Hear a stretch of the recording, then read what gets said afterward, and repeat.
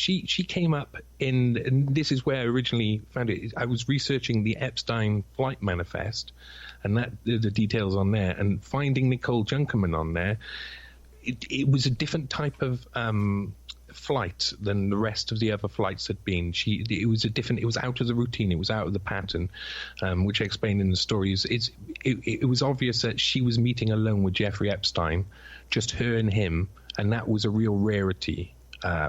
So it made me look into her further, and she's extremely interesting lady. Very beautiful.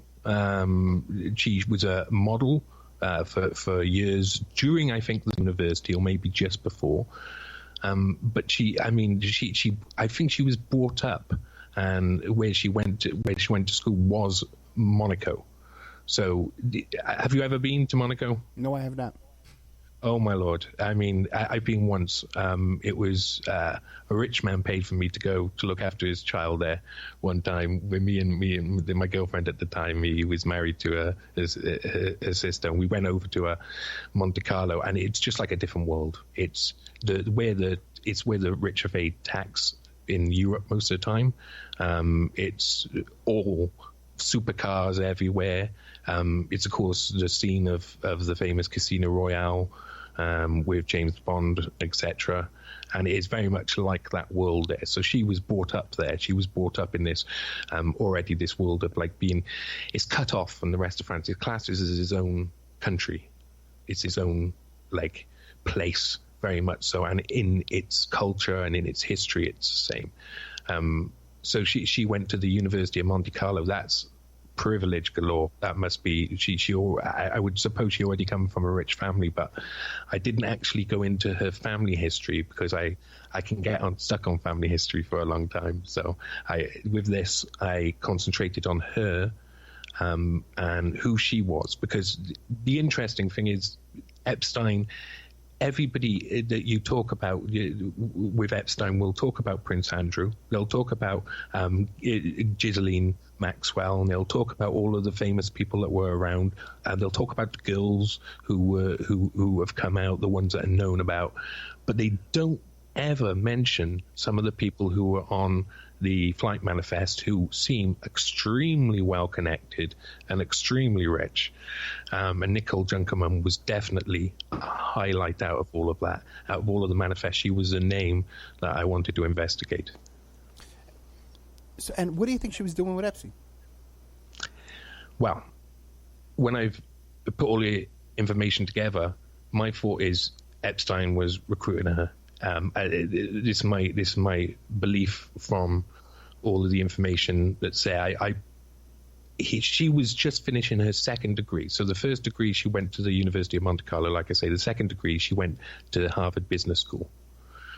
So obviously elite, and when she just finished there, she had already sold one major company. She hasn't even got out of university yet. She's already sold one major company, and she's bought up another one in 2002 called Infront Sports and Media. And this is around the time where she goes and meets Epstein. But I think she meets Epstein because he's got a very long history of having a connection with Harvard University. He a year later would donate $30 million to them. Right. So he obviously had a really big connection with Harvard, and I think he was maybe recruiting either directly for his business or for intelligence agencies directly from Harvard. And Nicole Junkerman was a perfect example of someone who already had lots of money, already had proven experience, already had a link to corruption and etc., and was easy to maybe recruit for whatever project he was involved in at that time. Okay, so what else did you come up with? Whew. Right, okay, so she's an investor and entrepreneur. So she started off, like I say, in this Infront media and sports. She had, this is just around the time where she meets Epstein. She wins a bid for what would be seen as the most expensive TV rights in the world. One of the competitions with the most expensive TV rights in the world, which is FIFA World Cup. So in 2002, she wins the bidding. Her company that's only just been created, wins the bidding for the 2006 FIFA World Cup, which is going to net them hundreds and hundreds and hundreds of millions. Is a fantastic deal. The chief executive of the company at the time was the nephew of Sepp Blatter, who was the head of FIFA. So it was obviously corrupt down to that her company was able to just say, well, we'll buy those rights, and no one really bid against them. They were given the permission to sell the world TV rights to the 2006 World Cup. So that was the second bit of corruption. That's the second little tiny bit of highlight. That's in the same year as well. That's in 2002 when she's meeting with Epstein in the same way. So I feel that there's a lot of links between these corruption scandals around the place. The same names keep coming up. And this is another reason why I'm surprised no one's talked about Nicole Junkerman before. You know, it's fascinating, too, because when you really start looking into this, how much the intelligence agencies, NASA, Department of Defense, invest and have involvement with TV shows and entertainment, movies, videos, even things like Cupcake Wars and American Idol, these kind of things. It's a third branch. You know, there's lots of people who say they've woken up, and there's a lot of that being talked about, and a lot of it is a really naive form of waking up, where they said they've understood one thing, so they believe that they understand everything. But what people don't really understanding is that until they come off the grid of these manipulated mainstream media outlets, they're not going to actually see anything that they don't want them to see. So these people are they're doing what Chomsky says, you know, they're manufacturing consent all of the time. The reason why we've got things about potential war with Iran is because they potentially want to go to war with Iran. They're facilitating that, the manufacturing of the consent for going to war with Iran.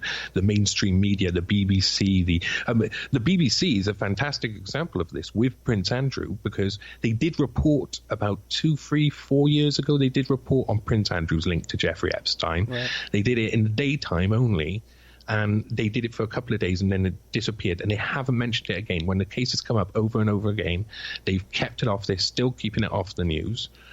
This is because they need to maintain control. They're maintaining control. They're only in power because they're allowed to be in that power, and they know it fully well. If they come out of the guidelines of the people upstairs, then they will be pushed out of power, and someone who is a yes person will go into that place. So anything you see in the media, mainstream media, is more like an advert. It's the consent of what they're selling you. Consent. They're selling you the idea that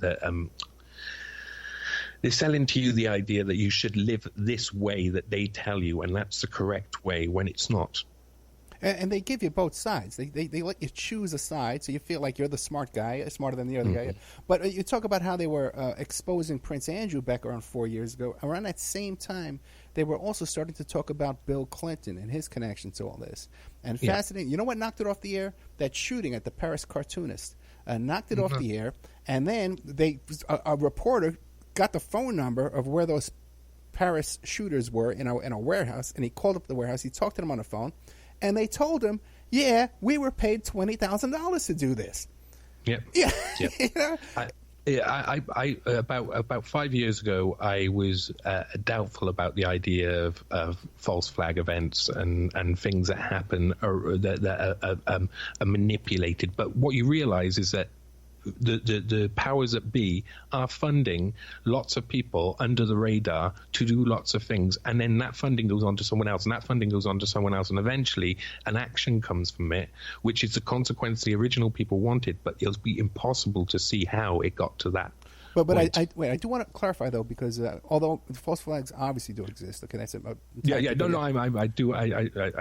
Go on. Yeah, but after living through the Las Vegas shooting here and seeing all the crazy reporting and the misinformation and just the crazy hogwash, people just getting simple things wrong, geography wrong, just simple things wrong, and reading and living here and knowing the people involved and seeing how the hysteria alt media was covering it.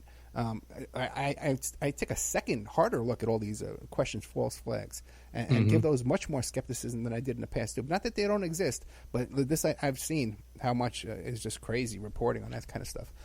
Well, I hope our skepticism probably meets roughly in the middle with that. Yeah, I get you. Yeah, because I've come from the other side. And I've tried not to be naive, and I did a lot of looking into the Las Vegas shooting, and my opinion was completely that this guy was having. There's people in the world who are sick. You can't help it. But they're also encouraged to do things by many different things. Some things that are like concentrated and focused. So like an intelligence agency will make someone do something through a certain method or etc. But there's other things where people do things because society is that messed up. Society is so messed up that people just don't know how to act anymore. There's a lot of that too. And trying to work out which one's which is difficult. It's so true, and even you and I were talking off the air about how these things affect us, and we're going through stuff as well. Okay, so back to the story. Back to our hero was investigating this, because there's Panama Papers involved in this too, right? Oh, it's amazing that her company. I didn't go into full detail about the Panama Papers in the story because there was just too many things that needed the focus on. So my information is limited, but the information from the Panama Papers is you could say suspiciously limited as well, because the people who originally the consortium of press people who originally released the information about the Panama Papers said there was loads more stuff to come because there was trillions of documents or whatever, and then we didn't see anything else, like the little tiny things that come out here and there. So I'm suspicious to who originally the John Doe or who originally published the article when the Panama Papers were released. But she did come up in the Panama Papers. Nicole Junkerman came up in the Panama Papers as having money offshore in a company. It might have been NJF Holdings, but don't hold me to that. I didn't stick around with I know she came up in the Panama Papers. I've scanned it, but that's just another one of the many different scandals that she pops up in. What is she doing today?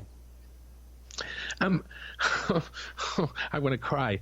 I want to cry when you say, because it's like that's why this issue is so personal to me, because I know you guys over there have a bit of a different medical system to us, but we've got the National Health System, National Health Service, which is a system which we love. It's a free at the point of use system for all citizens of the UK, for all medical concerns, for everything from cuts to cancer.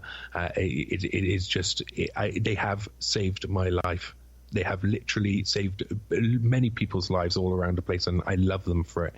And Nicole Junkerman has just been put on the board called the Health Tech Advisory Board, which is looking at how to implement all of the future tech into the NHS.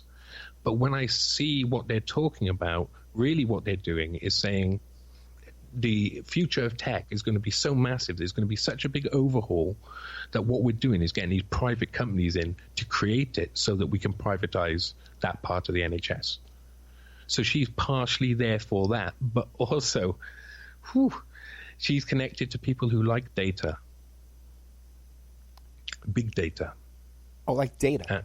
Data. Yeah. Okay. And there is no place to get all of the information in the whole United Kingdom on all of its citizens than in the NHS, which has just, every single problem you have. Like I said, in the makeup, the electronic pacemaker keeping you alive, all of the different things that has ever been wrong with you, all of your medical history could all end up being leaked through her companies to the people who she is also associated and working with. Okay, that's terrifying. But before, that is terrifying. Yeah, but before, to clarify, you're saying that she's working to privatize the British healthcare system? Right. Wow. That's what my view of it is. really what it is the MP for, I think he's MP for Oxford North, maybe, who's Matt Hancock, who's the head of health and social care in the UK. So he's like Secretary of State for Health and Social Care. He's put together this tech advisory board. Now, technology, especially when it comes to medical tech,